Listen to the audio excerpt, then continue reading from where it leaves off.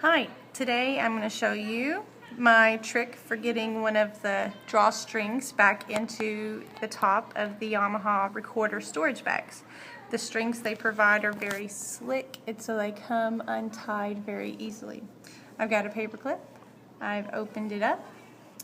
I'm going to stick the narrow end through the loop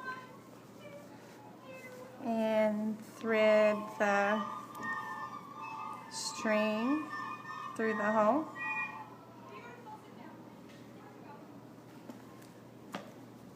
And pull it.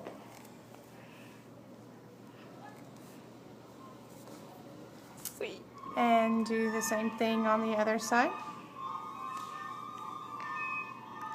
Make sure you hold the other end of the string so you don't pull it through the hole.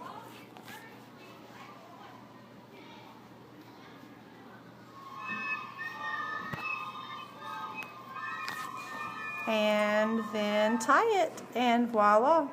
I do have a little bit of super glue that I use to just put a little dot on the end of the knot so it won't come untied again. I hope that little trick helps you out. Thank you. This is how you tie it.